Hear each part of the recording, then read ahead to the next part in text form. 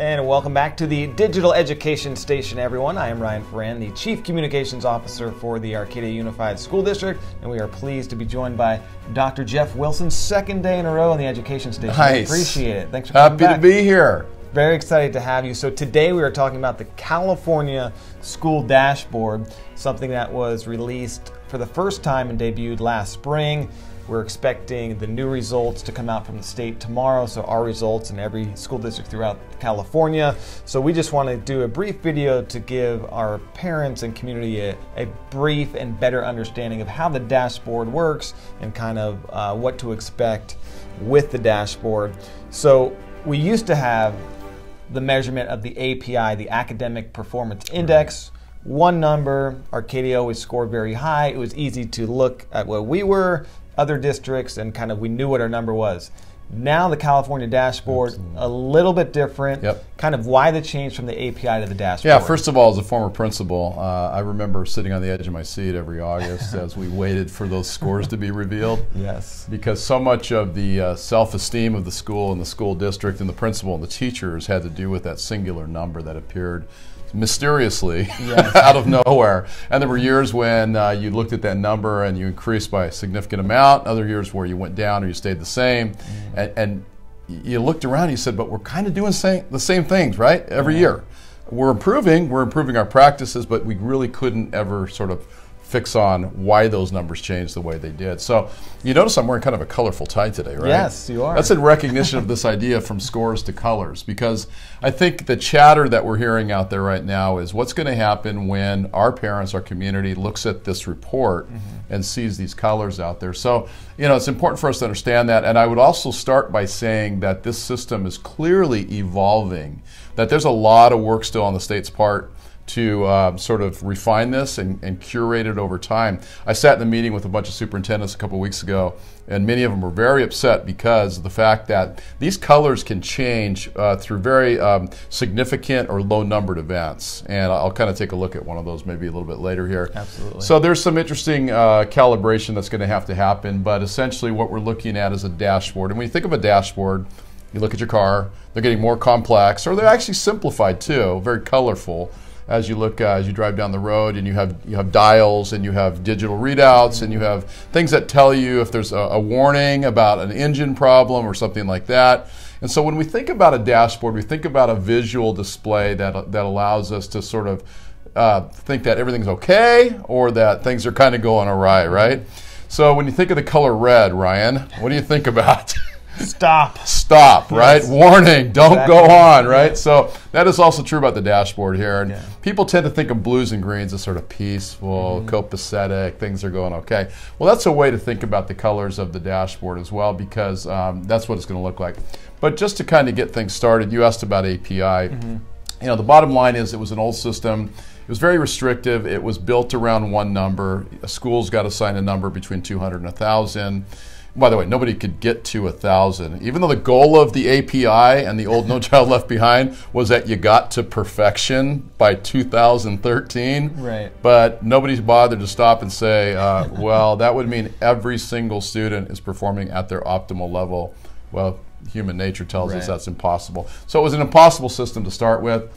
All of our schools sat on the edge of their seats waiting, and then this thing called annual yearly progress, which is simply a punitive measure of were you making progress with every one of your subgroups, and if you weren't, we're going to punish you, right? And you become a program improvement school and so forth and so on. So that was a very punitive system, and it was really just about, you know, giving our parents and community members a look-see on schools and judging them based on that. So the API gave us no information about metacognitive pieces and school climate and any other non-academic measures. It was simply about how students did on standardized tests, simply put.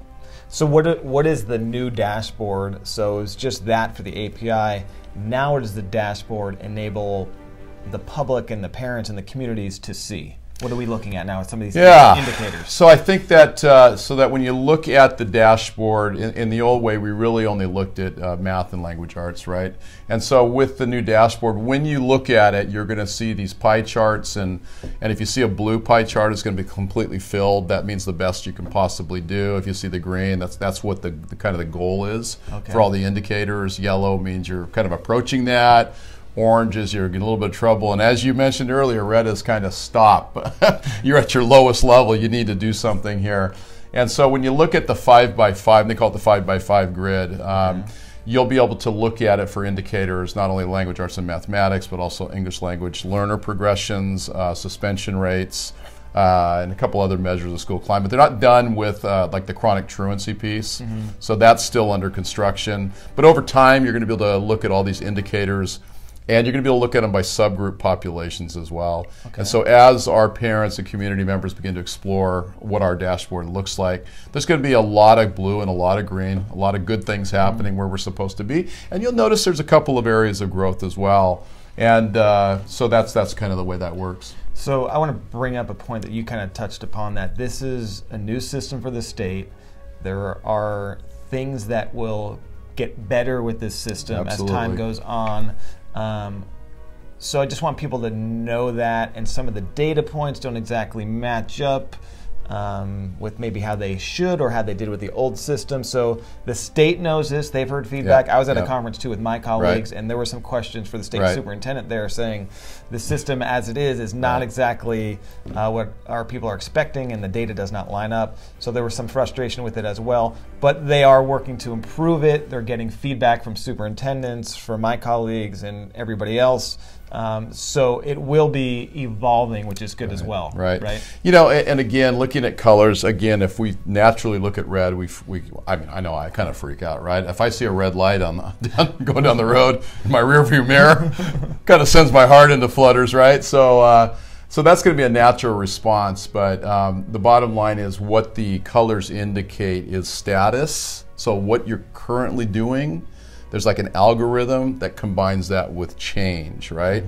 So the example I like to look at, in one of our subgroup populations at one of our sites, there was only 38 kids in that subgroup population for suspension rates, okay? And the number of kids suspended in that population increased by 2 kids in 1 year. Now, having been a principal, that means that could be one incident on campus where 2 kids got suspended. That sent that particular subgroup score from a blue down to an orange. 2 kids. Okay, and that's kind of one of the frustrations that we're seeing out there as I talk to my colleagues, is that, and the state's very aware of this, by the way. I don't want to say they're not aware of this, and they're trying to evolve it and adapt it.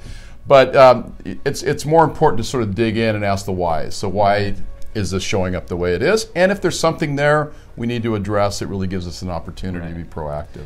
And they are aware of it, but it is frustrating because now with the dashboard, it seems you're more comparing to yourself as opposed to the API. It was to others, and you had an easy, clean number. So now you can shift 2 colors, but as you mentioned, that 2 color shift could be a very small indicator and factor. So it's a little bit misleading. But I don't want to lead you down the road that I believe this is a bad system, because I think it's going to be a great system. And really, the old system was really a competitive system, and all it did is produce competition between schools within districts and then across district lines. And it's not the healthy kind of competition. It was the negative competition that would force principals to have to take steps to increase test scores. And that always was not a great indicator of true student engagement, true student learning. So I think the opportunities here are to really help us understand what we do well and what we can improve on. And I think as the indicators begin to match up to what reality is, it's going to be really, really helpful. But there's work to do on that. And so, I just want to encourage people that, things are good here. Our academics are rising. Okay, our student connectivity is certainly rising in the climate surveys. All those indicators show that. And we're going to work on making sure the data properly reflects what's happening. I do think, one of the things that we're aware of is that the change in how data was submitted to the state had an effect, an adverse effect on suspension rate, for instance.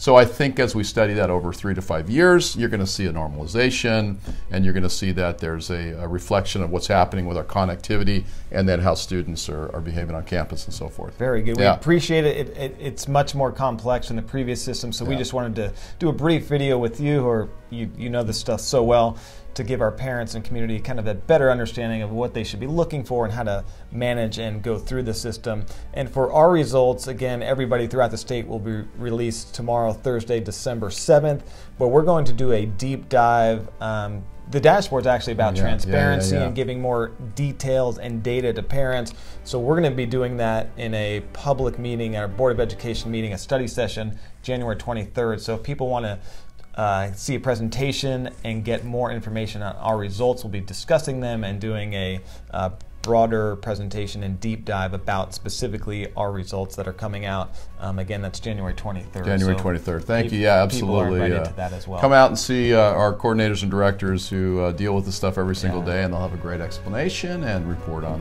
what's happening. Dr. Wilson, thanks so much for stopping by the Digital Education Station once again. Thank you, sir. Appreciate it. Thanks, everybody. Have a great day.